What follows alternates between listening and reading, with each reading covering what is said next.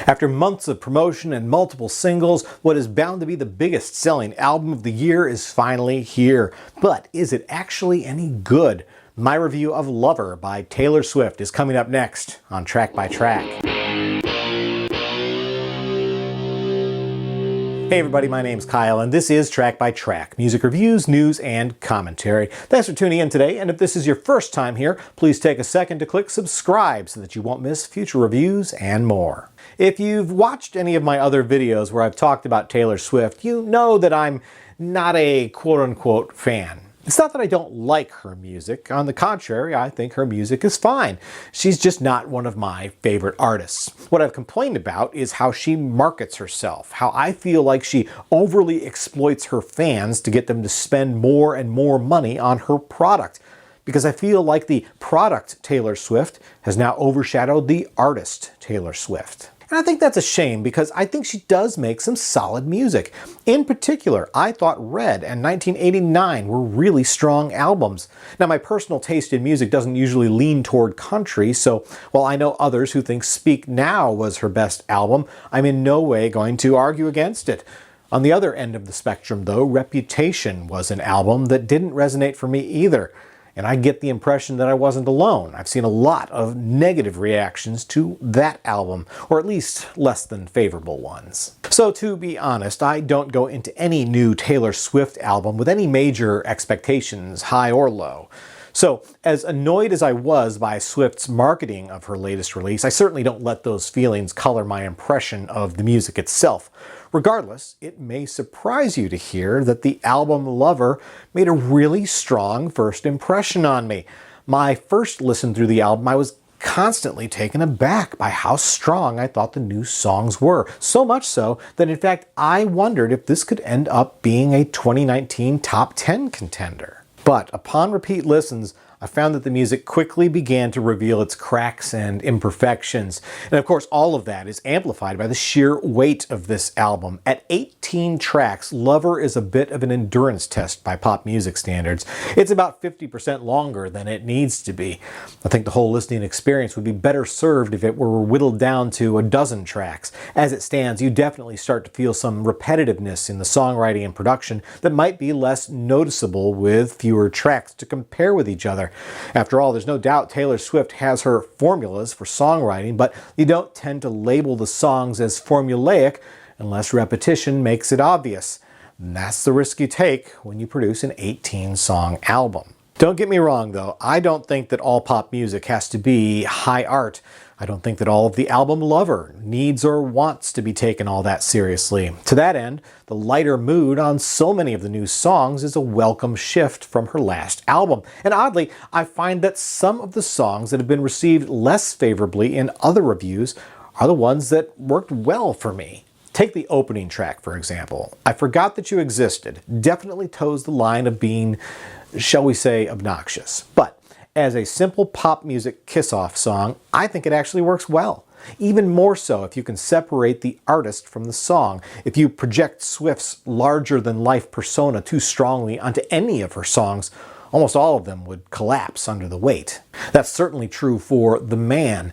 It would be way too easy to listen to this pseudo-anthem for women in the Me Too era and roll your eyes at how hard it is to see the world's biggest pop stars being so oppressed by misogyny. Successful as she is, it's still unfair to dismiss her personal experiences at any stage of her career.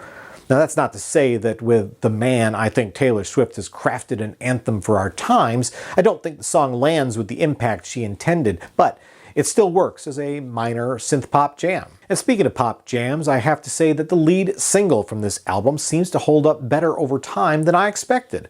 There's no way that Me is going to end up being one of my favorite songs, let alone one of my favorite Taylor Swift songs. Still, I think it is an expertly crafted pop single that seems perfectly calibrated to be a hit. Which is why I'm surprised to see Swift second-guessing the "spelling is fun" line.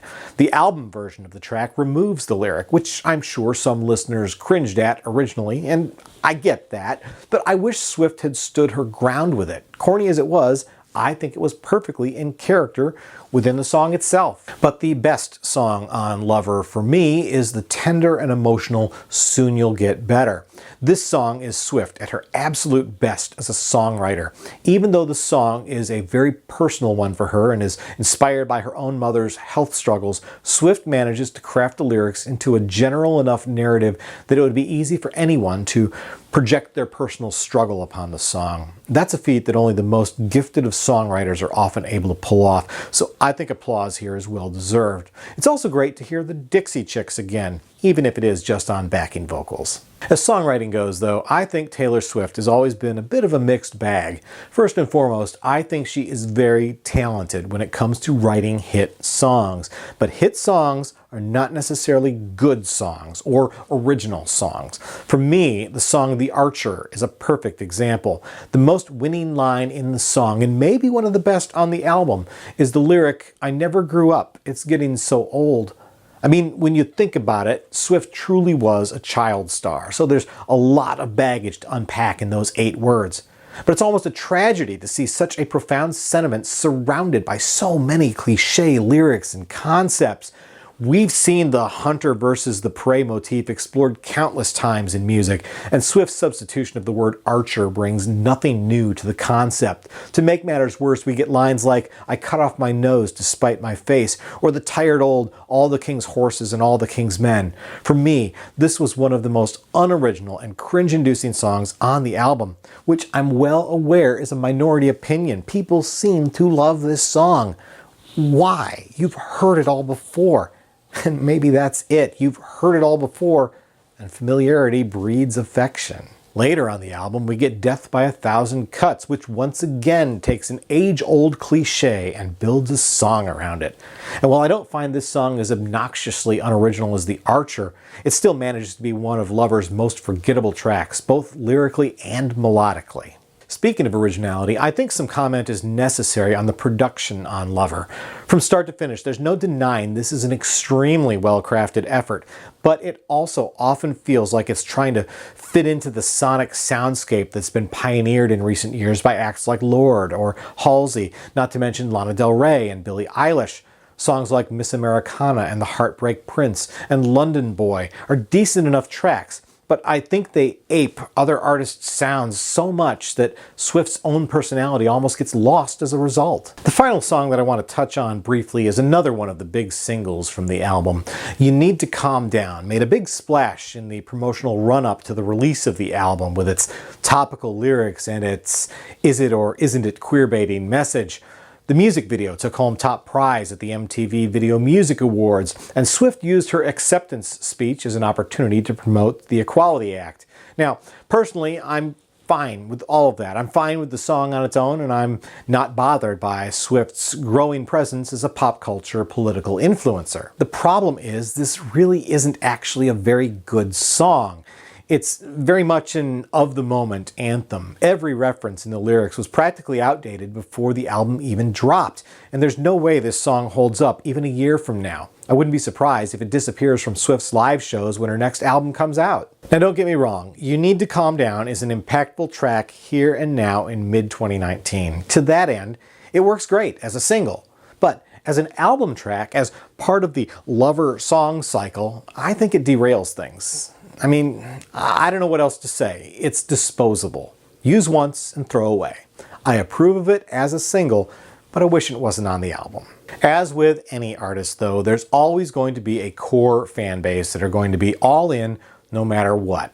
I think I've made it clear that for this artist, I'm not one of those people. When it comes to Taylor Swift, I'm neither a fan nor a hater. I absolutely respect her for the music powerhouse that she is, but I also take issue with some of the ways she over-commercializes herself as a product. For me personally, none of that stuff matters. What I care about most is the music. Is the music on Lover worth your time? Was it worth my time? Generally speaking, I'd say, yeah, but not as enthusiastically as I thought at first. Like I said, the first impression was a powerful one, but this album doesn't hold up as well beyond that. It's overly formulaic at times. The pacing and sequencing of the songs is disjointed. It's sometimes painfully cliche, and it's at least half a dozen songs longer than it needs to be. But the stuff that works, works well.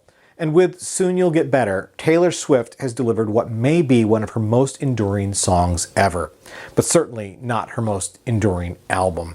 So, when I balance it all out, I'm giving Lover by Taylor Swift an X rating of 6 out of 10. It's a mixed bag for sure, but the highlights do outshine the low points, but just barely. Once again, my name's Kyle, and this has been Track by Track. If you like this video, be sure to give it a thumbs up. Plus, check out some of these other videos below that I think you might also enjoy. And of course, be sure to subscribe, because true music fans always want new releases the day they come out. Thanks for watching, and I'll see you next time.